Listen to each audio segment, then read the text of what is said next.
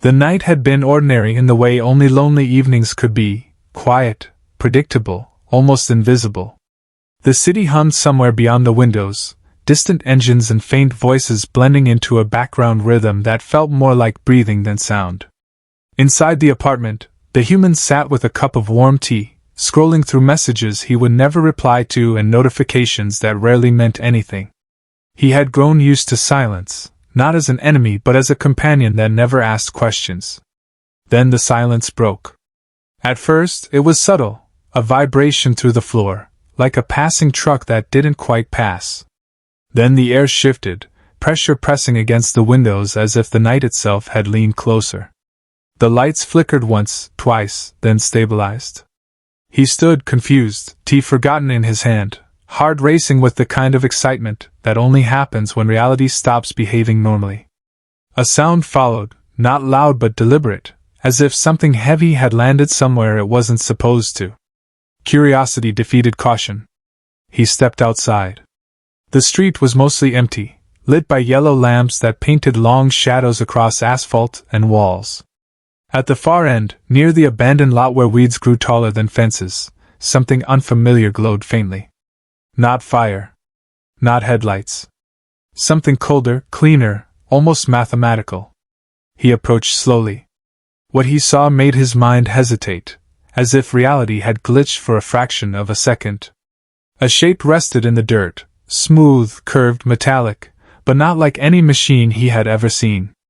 Its surface reflected light in strange angles, as though it didn't fully belong to this world.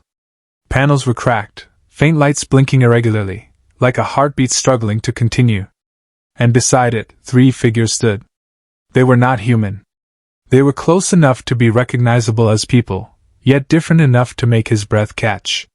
Their posture was unfamiliar, movements precise but uncertain, as if gravity itself felt slightly different to them. Their eyes were larger than his, reflecting the street lights with unsettling clarity. Their expressions, however, were not frightening. They looked tired. One of them stepped forward. Her voice was soft but oddly clear, as if every word had been carefully constructed rather than spoken naturally. "We require temporary shelter." He blinked. Not fear. Not shock. Just confusion wrapped in an unexpected sense of responsibility. He glanced at the damaged object behind them, then back at their faces. They didn't look threatening. They didn't look powerful. They looked lost. He said, the words sounding ridiculously small in the presence of something impossible. "Shelter?" They nodded in unison, as if the concept itself had been debated beforehand and unanimously approved. He hesitated only for a moment. "Okay," he said. The word came out before logic could stop it. That single word changed everything. Inside the apartment, the air felt different immediately, as if reality had accepted the presence of something it had never been designed to host. The 3 visitors moved carefully, observing everything, the walls, the furniture, the lights, the smallest details, with an intensity that made ordinary objects seem suddenly important. He offered them seats. They didn't sit immediately. They studied the chairs first, touching them lightly, testing their stability, as if seating might be a complex social ritual rather than a simple action. When they finally sat, their movements were synchronized enough to feel intentional. He brought water. Then tea. Then snacks he wasn't sure they could even eat. One of them lifted the cup slowly, watching the steam rise. Her eyes narrowed slightly, not in suspicion, but in fascination. "This is a thermal liquid," she said. "Yes," he replied, unsure whether that was an observation or a question. She took a sip. Her expression changed in a way he couldn't immediately interpret. Across the room, the other 2 watched closely. He felt suddenly like a subject in an experiment. What he didn't know was that, in a language he couldn't understand, they were already speaking to each other. Their voices were low, rapid, analytical. The warmth was offered without request. Possibility of emotional signaling. Record reaction. He smiled politely, unaware that his smile had just been classified as something far more significant than friendliness. They watched everything he did. The way he moved around the kitchen. The way he paused before speaking. The way his voice softened when he asked if they were comfortable. Comfortable. They exchanged glances. Later, when he sat across from them, exhaustion beginning to catch up with adrenaline, he tried to ask questions. Where they came from. What happened? How long they needed to stay. Their answers were vague but sincere. Their vessel had malfunctioned. Their resources were limited. Their return was uncertain. He nodded slowly, absorbing information that felt too large for one night. You can stay, he said again, this time with more certainty. Their eyes lingered on him longer than necessary. He interpreted it as gratitude.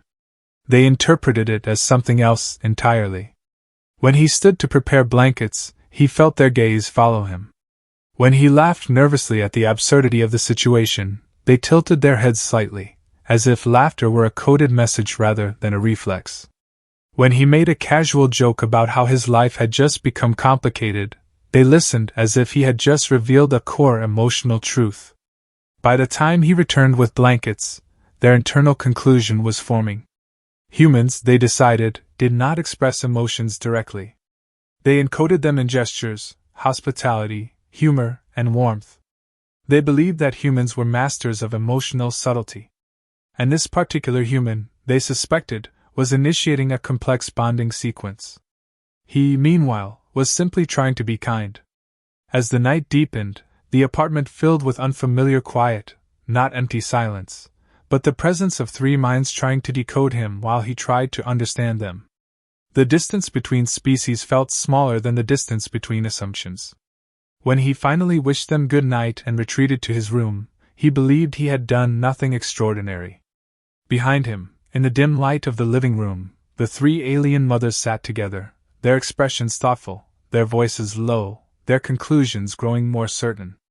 This subject displays advanced emotional generosity. Hypothesis confirmed. Humans initiate bonding through subtle acts. Further observation required.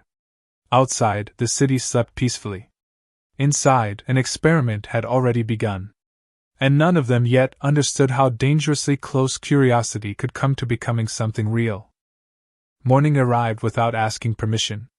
Light slipped through the curtains in thin lines, landing on unfamiliar silhouettes that did not belong to yesterday's reality. For a brief moment, he wondered if he had dreamed everything. Then he heard quiet voices in the other room, soft, rhythmic, strangely coordinated, and the memory returned with undeniable clarity. He stepped out slowly, hair messy, mind still half asleep. The living room looked the same, yet completely different. The three visitors sat around the small table he usually used only for himself.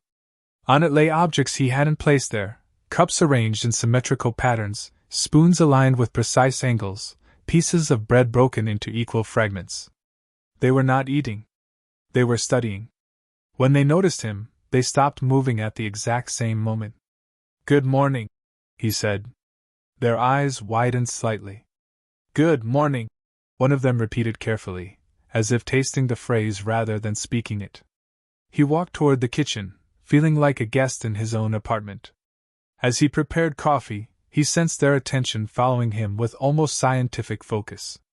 Every movement seemed to interest them more than it should. He poured coffee, then paused. "Do you drink this?" he asked. They exchanged brief glances, then nodded. He handed a cup to the nearest one. She took it with both hands, her fingers brushing his for a fraction of a second. The contact was accidental, but her reaction wasn't subtle. Her posture stiffened, eyes narrowing as if something significant had just occurred. He pretended not to notice. Behind him, quiet whispers began again. Physical contact occurred during resource exchange. Possibility of intentional intimacy gesture. Probability of emotional signaling increasing. He sat across from them, unaware that his morning routine had just been transformed into data. Conversation was slow at first. They asked questions that felt ordinary but arrived in unusual patterns. "Why did you offer shelter without negotiation?" He shrugged. "Because you needed help." "Why did you not demand compensation?" He frowned slightly. "Because that's not how things usually work." They recorded the answer mentally. Another question followed. Why do you smile when uncertain? He laughed lightly. I guess it makes things less awkward. Their expressions grew thoughtful. To them, less awkward sounded suspiciously like an emotional strategy. As the morning progressed, their curiosity intensified. They watched him wash dishes as if he were performing a ritual. They listened when he spoke on the phone to a friend, noting every change in tone.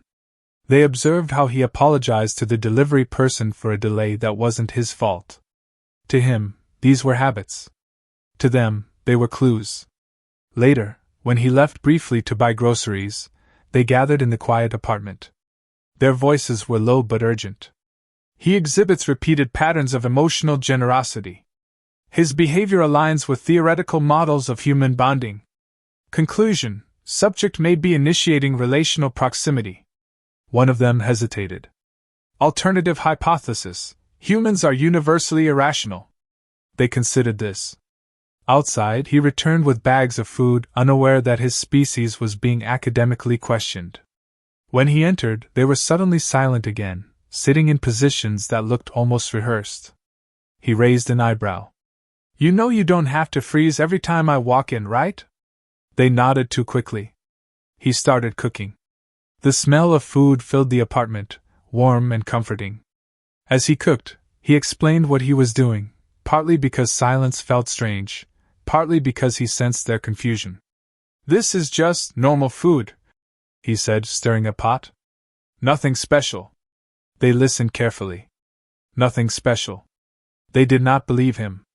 When they ate together, something shifted. At first, it was just casual conversation. Then they began reacting to his words in ways that didn't quite match their meanings. When he joked about being terrible at relationships, one of them looked genuinely alarmed. Terrible? She asked. He laughed. I mean, not great. Her gaze lingered on him as if she were trying to locate invisible damage. When he complimented their ability to adapt quickly, they exchanged glances filled with unexpected intensity. Compliments indicate selective appreciation, one of them said quietly. He blinked. It was just a compliment. They nodded, but their expressions suggested they had already classified it as something far more complex. By afternoon, things became complicated. A neighbor knocked on the door. He opened it casually, greeted the neighbor with a friendly smile, exchanged a few words. The three visitors stood behind him, watching the interaction like spectators at a live experiment.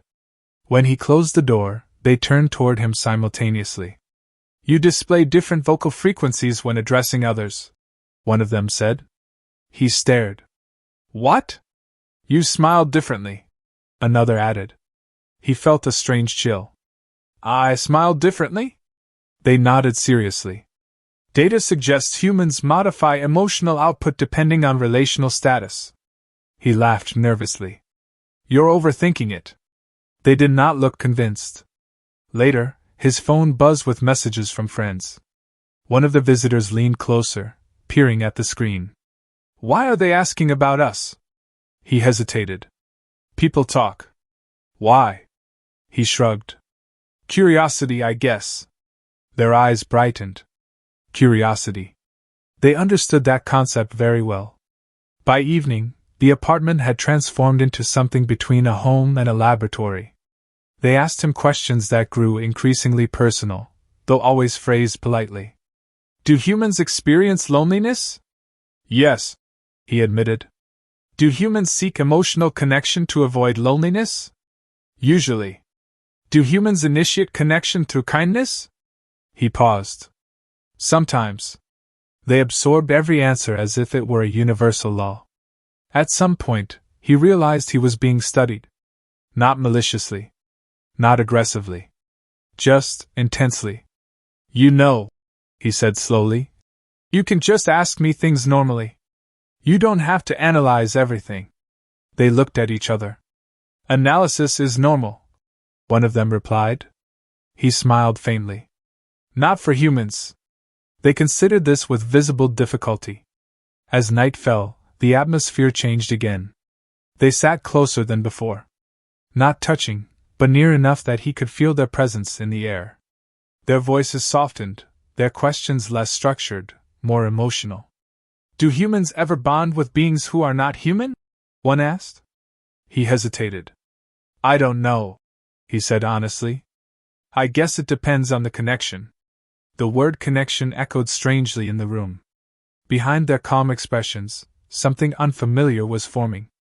The experiment was no longer purely scientific. And he, unknowingly, had become the central variable in a study none of them fully understood anymore. Outside, the city continued its ordinary rhythm. Inside, 3 alien minds began to suspect that human emotions were not just complicated. They were contagious. By the 3rd day, the apartment no longer felt like his. Not because anything had changed physically. Furniture still stood where it always had, walls remained the same dull color, the air still smelled faintly of coffee and detergent, but because the atmosphere had shifted in ways he couldn't explain.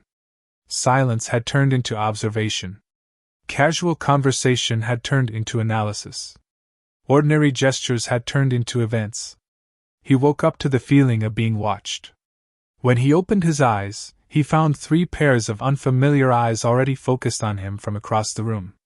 They weren't standing too close, weren't invading his space, but their attention was so concentrated that it felt almost tangible. Good morning, he muttered, half amused, half unsettled. Good morning, they replied, almost in harmony. He sat up, rubbing his face. Do you ever sleep? We enter reduced cognitive cycles, one of them answered. He blinked. Right. That. As he prepared breakfast, he felt their gaze following every movement. He tried to ignore it, but something in their expressions had changed since yesterday. Curiosity had deepened into something heavier, something more difficult to define. They were no longer just studying him. They were comparing him. At the table, their conversation shifted subtly. You display emotional consistency, one said. He frowned slightly. Is that good or bad? It is unusual, another replied. He laughed softly. Trust me, I'm not that unusual. They exchanged glances. He was wrong. As the day unfolded, their questions became less technical and more personal. Do humans experience attachment to individuals who provide safety? One asked. He paused, considering the question. I guess so. Do humans experience attachment to individuals who provide warmth? Another added. He smiled faintly. Probably. They looked at him with an intensity that made him feel exposed in ways he wasn't prepared for. Do humans experience attachment to individuals who show understanding? The third asked quietly. He hesitated longer this time. Yes, he said. Something in the room shifted. He noticed it immediately. Their posture changed. Their voices softened. Their expressions lost some of their analytical sharpness and gained something closer to vulnerability. He felt an unexpected tension. You're asking a lot of questions about humans, he said, trying to lighten the mood. Are you writing a book or something? They didn't laugh. One of them tilted her head slightly. We are revising our assumptions. He raised an eyebrow. About what? About emotional hierarchy among species. He stared at her. That sounds serious. It is, she replied. For the first time since they arrived, he felt the urge to step back emotionally. Later, when he went out to buy supplies again, he left them alone in the apartment. This time, their conversation was not calm. Our initial hypothesis is destabilizing, one said. The subject does not conform to predictive models, another replied. He displays generosity without strategic gain, the third added. They fell silent for a moment. Is this behavior typical? One asked. Data suggests it is not universal, another answered. Then why does he exhibit it? None of them had an answer. When he returned, he found them quieter than usual. Everything okay? He asked casually. Yes, one replied too quickly. He sensed something off but chose not to push. That evening, things escalated in unexpected ways. A message popped up on his phone from a friend, a joking comment about his mysterious guests. He laughed and showed it to them without thinking. Their reaction was immediate. Others are aware of our presence, one said. Does this alter your emotional orientation? Another asked. He blinked. My what? Does external observation change how you feel about us? He stared at them, surprised by the directness. I don't know, he admitted. Why would it? They studied his face carefully, as if searching for hidden layers. He felt a strange pressure building. You know, he said slowly, you don't have to treat everything like an experiment. They looked at him. For a moment, none of them spoke. Then one of them asked quietly, Is this not an experiment? He opened his mouth, then closed it again. I thought you were just trying to understand humans, he said. That was the objective, she replied. Was? Another silence. He felt his chest tighten slightly. So what is it now? He asked. They hesitated. Their hesitation frightened him more than any answer could have. Later that night, as they sat together in the dim light of the living room, their conversation turned unusually honest. On our world, one of them said, emotional bonds are structured, defined, regulated. He listened quietly. Individuals do not form spontaneous attachments. Another continued. Such behavior is considered unstable. He frowned. Unstable? Yes. He thought of his own life, friends he cared about, people he had lost, moments that had changed him without warning. Humans are unstable then, he said gently. They didn't argue. We believed humans used emotional expression as a tool, one said softly. A method of social control. He laughed faintly. That sounds dramatic. Now we are uncertain, she said. He felt something shift again. The humor in the room was fading, replaced by something heavier. Why? He asked. Their eyes met his. Because, one of them said, almost reluctantly, your behavior does not appear strategic. He looked away for a moment. That's because it isn't, he said quietly. They watched him in silence. In that moment, he realized something unsettling. They were no longer just observing him. They were struggling with him. With his unpredictability. With his kindness. With the way he didn't fit into their logical frameworks. And somewhere between their questions and his answers, between their analysis and his emotions, something dangerous was forming. Not scientifically dangerous. Emotionally dangerous.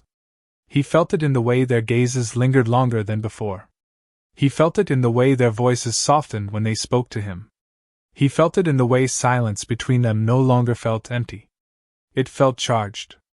That night, as he lay awake in his room, he stared at the ceiling and wondered how a simple act of kindness had turned into something so complicated.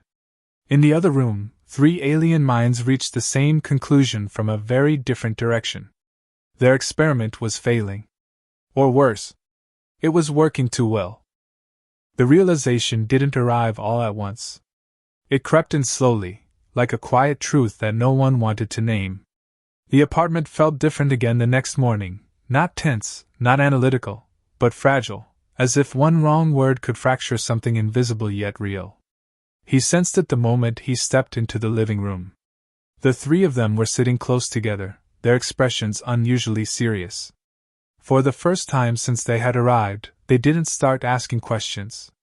He poured himself coffee in silence, the familiar routine suddenly feeling inadequate. You're quiet today, he said lightly.